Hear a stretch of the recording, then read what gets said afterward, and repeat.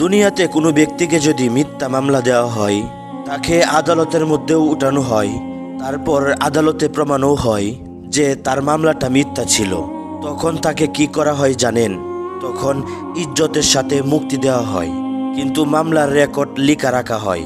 যদি সে সরকারের কাছে আবেদন করে যে আমার মামলার রেকর্ড বাতিল করা হোক, যেহেতু তার মামলাটা ভুল ছিল, তারা তখন বলবে আমরা তো তোমাকে মুক্ত করে দিয়েছি, তো রেকর্ড আমরা রেখে দেব।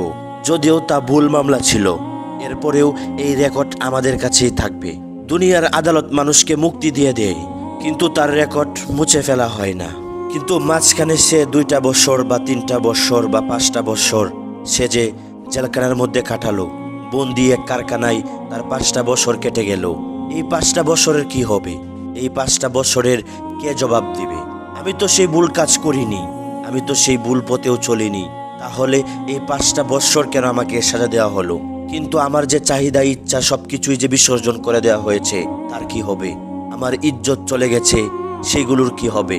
আল্লাহ তাআলা বলেন, বান্দা, দুনিয়ার সব মানুষ যদিও একটু দেরিতে বুঝে, কিন্তু আমি আল্লাহ তাআলা কখনো দেরিতে বুঝি না। বান্দা, তুমি যখন কোনো অন্যায় করে ফেলো, বান্দা তোমাকে যখন কোনো মিথ্যা তহমত দেওয়া হয়, মিথ্যা কোনো মামলায় ফাঁসানো হয়, আমি আল্লাহ তাআলা তখন সাথে সাথে দেখতে পাই যে তোমার কোনো ভুল ছিল না। আমি আল্লাহ তাআলা তখন তোমাকে কারাবন্ধ করে রাখি নাই, আমি আল্লাহ তাআলা তোমার কাছ থেকে নিয়ামত ছিনিয়ে নেই নাই, বরং আমি আল্লাহ তাআলা তোমার নামটা জান্নাতের খাতার মধ্যে লিখে রাখি। যদিও দুনিয়ার মানুষ তোমাকে 5টা বছর কারাবন্ধ করে রাখে, কিন্তু আমি আল্লাহ তাআলা এই 5টা বছরের বিনিময়ে তোমাকে এমন একটা মুআজিজা দান করব, যা তুমি অনেক বেশি খুশি হয়ে যাবে। বান্দা, তুমি দুনিয়াতে সুষ্ঠুভাবে বিচার না পেলেও আমি আল্লাহ তো একজন আছি।